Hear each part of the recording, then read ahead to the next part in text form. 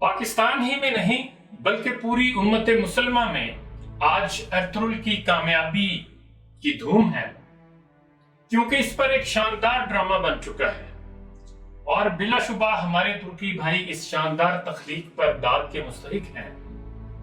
Media اور بالخصوص ڈراموں کے محاذ پر یہ مسلمانوں کی پہلی بڑی فتح ہے، یعنی ایک ایسے ڈرامے کی تخلیق جو مسلم دنیا کا نیریٹو یعنی بیانیہ پیش کرتا ہے۔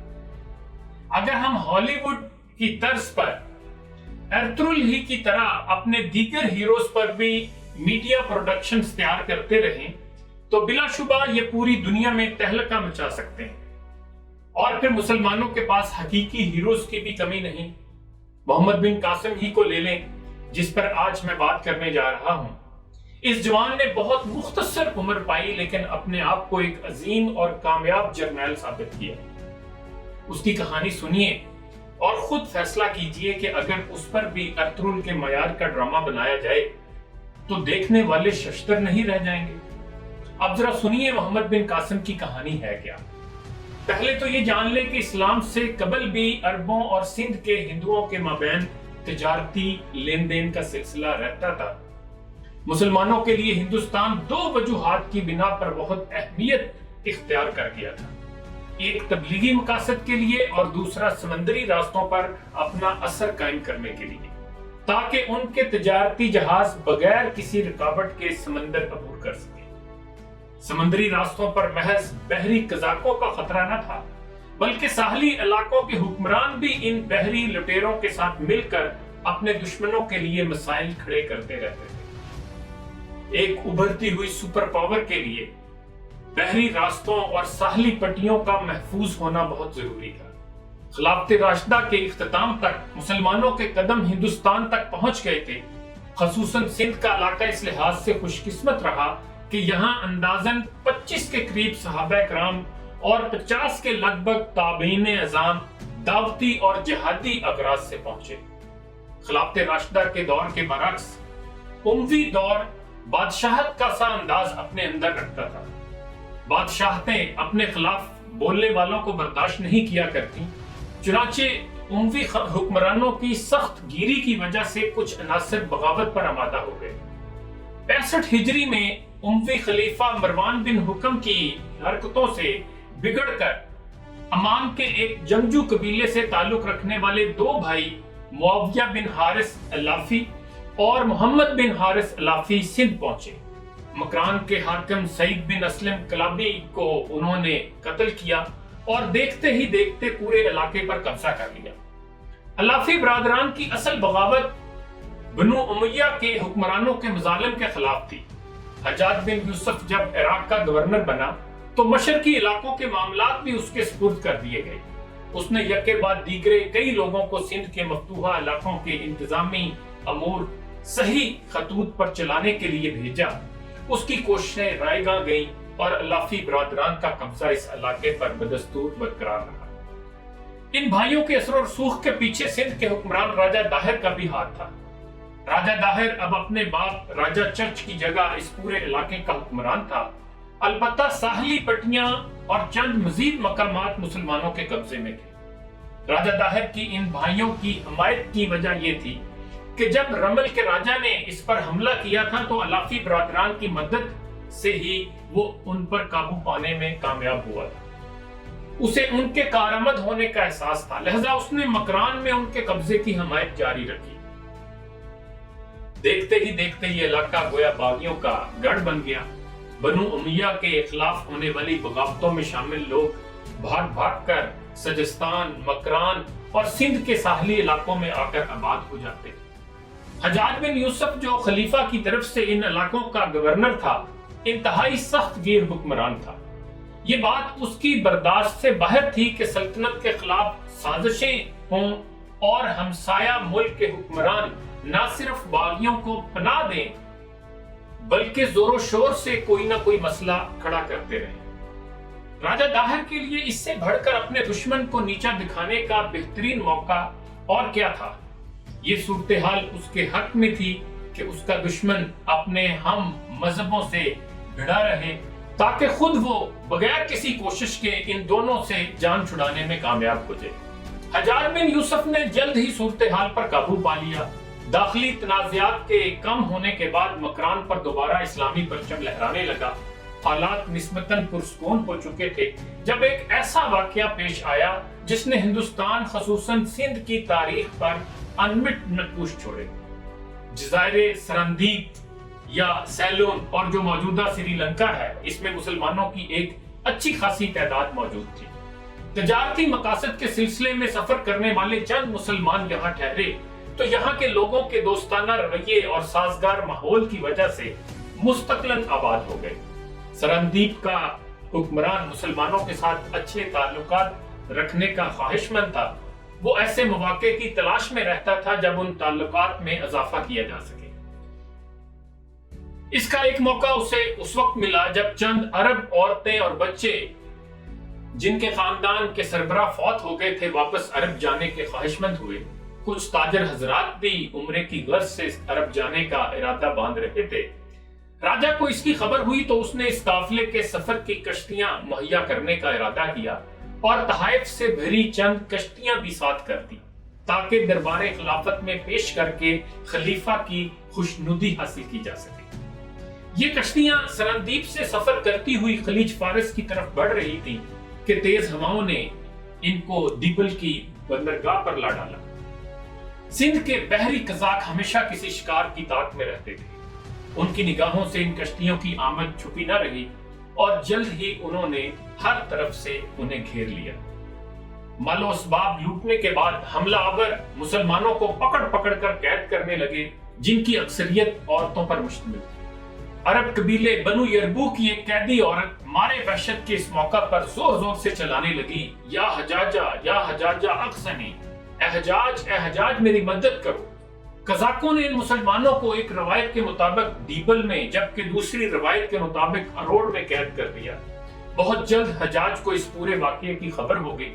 اس کو یہ بھی پتا چلا کہ قیدی دراصل راجہ داہر تک پہنچ چکے ہیں اور ان بحری قزاقوں کو راجہ داہر کی پوری سرپرستی حاصل ہے۔ جب اس نے یہ سنا کہ عرب کی ایک بیٹی نے اسے پکارا ہے تو وہ جوش غضب سے بھڑک اٹھا اور کہا، لبیک یعنی میں حاضر ہوں۔ پھر اس کے حکم پر راجہ داہر کو خط لکھا گیا جس میں قیدیوں کی رہائی کے علاوہ لوٹے ہوئے مال و اسباب کی فوری واپسی کا مطالبہ بھی تھا۔ ساتھ ہی ساتھ بے گناہ مسافروں کو قید کرنے کا تاوان بھی طلب کیا گیا تھا۔ راجہ داہر کے دربار میں حجاج کے ایلچی نے جب یہ پیغام پڑھ کے سنایا تو اس نے انتہائی اطمینان سے صرف اتنا جواب دیا کہ جس قوم نے جہازوں کو لوٹا ہے وہ شوکت و قوت والی قوم ہے، اس سے مال اور قیدی واپس لینا مشکل ہے۔ سندھ کا حکم اور قانون ان پر نہیں چلتا۔ داہر نے اس جواب کے ذریعے ظاہر کرنا چاہا کہ نہ تو وہ اس معاملے میں قصوروار ہے اور نہ ہی اسے ان لوگوں سے کوئی دلچسپی یا ہمدردی۔ حجاج کو اس جواب کی توقع نہ تھی۔ وہ ایک ایسی ابھرتی ہوئی سلطنت کا گورنر تھا جو مغرب میں یورپ، جنوب میں افریقہ اور شمال میں قسطنطنیہ تک اپنا وجود پھیلا چکی تھی۔ اس نے غصے اور تلملاہٹ میں خلیفہ ولید بن عبد الملک کے نام لمبا چوڑا خط لکھ کر اسے حالات سے آگاہی دی اور سندھ پر حملے کی اجازت چاہی۔ ولید اس کے لیے آمادہ نہ ہوا۔ حجاج نے دوبارہ خط لکھا اور وعدہ کیا کہ اس مہم پر جتنا خرچہ آئے گا اس سے دگنا دربار خلافت میں بھجوایا جائے گا۔ آخرکار ولید نے نیم دلانہ طور پر رضامندی ظاہر کی اور پیش قدمی کی اجازت دے دی۔ حجاج نے محمد بن قاسم سے پہلے 2 لشکر بھیجے لیکن دونوں کامیاب نہ ہو سکے۔ حجاج کے لیے یکے بعد دیگرے 2 شکستیں ناقابل برداشت بوجھ بن گئی۔ خلیفہ بھی اس لشکر کشی کے لیے راضی نہ تھا، لیکن حجاج اڑ گیا اور اس نے بھرپور تیاری کے ساتھ محمد بن قاسم کو سندھ پر حملے کے لیے بھیجنے کا فیصلہ کر لیا۔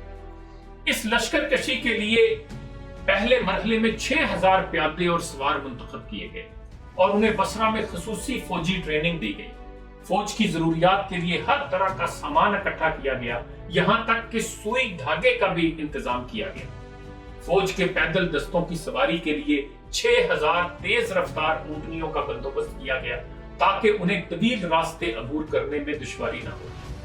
بہترین گھوڑوں کا انتخاب کیا گیا۔ تاکہ سوار دستوں کی کارکردگی عمدہ رہے۔ حربی سامان میں سب سے زیادہ نمایاں منجنیقیں تھیں۔ عروس نامی منجنیق سب سے بڑی اور خطرناک تصور کی جاتی تھی۔ اس کے بھاری پن کی وجہ سے سینکڑوں آدمی اسے مل کر کھینچتے تھے۔ یہ منجنیق انتہائی وزنی پتھر پھینک کر قلعے کی دیواروں میں شگاف ڈالنے کی صلاحیت رکھتی تھی۔ محمد بن قاسم خود تو خشکی کے راستے سندھ پہنچا، جبکہ اس کا بحری بیڑا کچھ عرصے بعد مکران کے ساحل پر پہنچا۔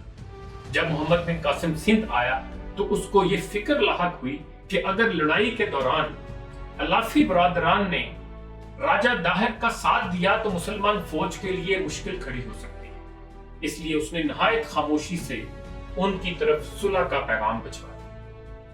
الافی برادران نے یقین دہانی کروائی، لیکن ساتھ ہی ساتھ اپنے مخصوص حالات کی وجہ سے یہ شرط رکھی کہ وہ اس تعاون کا اعلان نہیں کرنا چاہتے۔ بعض مورخین نے ان کے رویے کو منافقت پر مبنی قرار دیا ہے، کیونکہ اس سے قبل راجہ داہر کو بھی وہ ہر ہم خطرے کے موقع پر موافقت کا عندیہ دے چکے تھے۔ محمد بن قاسم خود تو خشکی کے راستے سے سندھ پہنچا، جبکہ اس کا بحری بیڑا کچھ عرصے بعد مکران کے ساحل پر پہنچا۔ مکران کے امیر محمد بن ہارون نمیری نے آگے بڑھ کر مسلمان فوج کا استقبال کیا۔ والی مکران کی معلومات کی روشنی میں جنگی مہم کی منصوبہ بندی اور مکمل تیاری میں ایک ماہ لگ گیا۔ اب محمد بن قاسم نے دیبل کی راہ اختیار کی۔ راستے میں کئی چھوٹے علاقے فتح کیے۔ دیبل بہت اہم شہر تھا اور اسے فتح کرنا آسان نہیں تھا۔ دیبل شہر میں ایک بہت بڑا مندر تھا جو دیول کہلاتا تھا۔ اسی کے نام پر شہر کا نام بھی دیول رکھا گیا، جو بعد میں دیبل بن گیا۔ شہر کے لوگ اوہام پرست تھے اور ان کا یقین تھا کہ یہ شہر دراصل دیول دیوتا کی حفاظت میں ہے۔ مندر کے پرہیبت گنبد کے اوپر ایک لمبے شہتیر نما بانس پر بہت بڑا جھنڈا لہرایا کرتا تھا۔ مسلمان فوج نے منجنیق کے ذریعے اسی گنبد کو نشانہ بنایا اور وہ گنبد ٹوٹ کر گر پڑا اور اس کے ساتھ ہی وہ جھنڈا بھی زمین بوس ہو گیا۔ دیبل کی فتح کے بعد راجہ داہر کا قاصد محمد بن قاسم کے نام ایک خط لایا جو انتہائی دھمکی آمیز تھا۔ اس خط کے مندرجات کا آغاز ہی اس طرح ہوتا ہے: یہ پیغام چچ کے بیٹے داہر کی طرف سے ہے جو سندھ کا بادشاہ اور ہندوستان کا راجہ ہے۔ یہ خط اس داہر کی طرف سے ہے جس کا حکم دریاؤں، جنگلوں، صحراؤں اور پہاڑوں پر چلتا ہے۔ یہ پیغام عرب کے کم عمر اور ناتجربہ کار سالار محمد بن قاسم کے نام ہے، جو انسانوں کے قتل میں بے رحم اور مال غنیمت کا حریص ہے اور جس نے اپنی فوج کو تباہی اور موت کے منہ میں پھینکنے کی حماقت کی ہے۔ اس نخوت برے انداز سے آغاز کرنے کے بعد راجہ داہر نے خط میں محمد بن قاسم کو تنبیہ کی کہ وہ دیبل کی فتح پر مغرور نہ ہو، کیونکہ دیبل شہر جنگجوؤں کا نہیں، تاجروں کا تھا۔ اگر وہاں اس کا ایک سالار بھی ہوتا تو مسلمان فوج کا کوئی سپاہی زندہ نہ بچتا۔ خط کے آخر میں راجہ نے اپنے بیٹے جے سینا کو محمد بن قاسم کے مقابلے پر بھیجنے کا اعلان کیا۔ جے سینا اور اس کی فوج کے قہر سے خبردار کرتے ہوئے وہ ان ہاتھیوں کا تذکرہ کرنا نہ بھولا جو اس کے خیال کے مطابق مسلمانوں کے لیے اچھی خاصی مصیبت کھڑی کر سکتے تھے۔ محمد بن قاسم راجہ داہر کے متکبر انداز سے ذرا بھی متاثر نہ ہوا۔ اس نے راجہ داہر کی بڑکوں کے جواب میں سادگی سے اپنا موقف اس کے نام اپنے خط میں ان الفاظ میں لکھا: مجھے پتا ہے کہ تمہارے پاس طاقت ہے، ہتھیار ہیں اور ہاتھی بھی۔ تم انہی چیزوں پر بھروسہ کرتے ہو۔ ہمارے پاس طاقت بھی کم ہے، ہاتھی بھی نہیں ہے، لیکن ہماری سب سے بڑی طاقت خدا کا فضل خاص اور اس کی مدد ہے، اور ہمارا بھروسہ بھی اسی پر ہے۔ دیبل کے بعد نیرون فتح ہوا اور اس کے حاکم سندر شمنی کو اس کے مقام پر برقرار رکھا گیا، جبکہ شہر کی کوتوالی کے لیے اپنا آدمی مقرر کیا۔ اور اس کے بعد سامان لشکر کی اگلی منزل سیستان تھی، جو اب سیون شریف کہلاتا ہے۔ اس کا حاکم بدھ تھا اور شہریوں کی بڑی تعداد بھی بدھ مذہب کی پیروکار تھی۔ اس کو اس طرح فتح کیا گیا کہ رات کی تاریکی میں سرنگ کھود کر مسلمان مجاہدین قلعے کے اندر پہنچے۔ اگلا شہر جو فتح کیا گیا وہ سیسم تھا۔ یہاں کا حاکم راجہ کاکا بھی اکثریتی آبادی کی طرح بدھ مذہب کا پیروکار تھا۔ سیسم شہر کو فتح کرنے کے بعد اور راجہ کاکا کی نیت کا اندازہ کرنے کے بعد محمد بن قاسم نے اسے ہی علاقے کے حاکم کے طور پر برقرار رکھا۔ پھر اس نے نیرون کی طرف آگے بڑھنا شروع کیا۔ راستے میں چھوٹے موٹے قلعے فتح کرتا ہوا اشیہار کے علاقے میں پہنچا۔ یہاں کی سیاست عجیب و غریب تھی۔ یہ راجہ وسایو اور اس کے دو بیٹوں راسل اور موکو کے گرد گھومتی تھی۔ راجہ وسایو رنکچ کے علاقے میں بیٹ نامی علاقے کا حاکم تھا۔ راجہ داہر کا ہرکارہ ہونے کے باوجود اس نے اپنی خود مختاری بھی قائم کر رکھی تھی۔ راجہ وسایو کا بیٹا موکو اپنی شادی کے معاملے میں باپ سے ناراض ہو گیا تھا اور اپنا حصہ لے کر اس کی فرما روائی سے الگ ہو چکا تھا۔ اپنے عمدہ اخلاق کی وجہ سے عوام میں بے حد مقبول تھا۔ اس کے مزاج میں نرمی اور رعایا پروری کے علاوہ اخلاقی اقدار کی پابندی کا بھرپور اہتمام تھا۔ جب اسے مسلمانوں کی آمد، ان کے اعلیٰ اخلاق و کردار اور اسلامی تعلیمات کا پتہ چلا تو وہ مسلمانوں کے حق میں ہو گیا۔ جب محمد بن قاسم نے اس کے باپ کو ہتھیار ڈالنے پر تقریباً مجبور کر دیا تو اس نے محمد بن قاسم کو خفیہ پیغام بھجوایا اور کہا کہ بغیر کسی لڑائی کے اطاعت قبول کرنے میں میرے لیے رسوائی ہے۔ میں مختصر سے دستے کے ساتھ اپنی گرفتاری کا ڈرامہ کرنا چاہتا ہوں تاکہ میرے لوگ بد دل نہ ہوں۔ چنانچہ محمد بن قاسم کے سالار بنانا بن حنظلہ نے اس کو گرفتار کر لیا۔ محمد بن قاسم نے اپنی روایتی انداز کے مطابق اس کے ساتھ عزت کا سلوک کیا اور اسے اس پورے علاقے بیٹ کی فرما روائی کا پروانہ بھی دیا۔ ارد گرد کے علاقوں کو زیر کرنے کے بعد اب محمد بن قاسم اپنے اصل حریف سے نمٹنا چاہتا تھا۔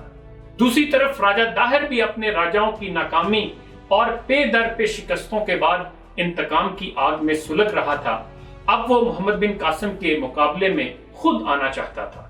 راجہ داہر کی راجدھانی اروڑ تھی جو موجودہ شہر روڑی سے 25 میل کے فاصلے پر ہے۔ اب تک کے لیے اتنا ہی۔ محمد بن قاسم کے حوالے سے مزید گفتگو اسی ویڈیو کے دوسرے حصے میں ملاحظہ کیجیے گا۔ اپنا خیال رکھیے گا۔ اللہ حافظ۔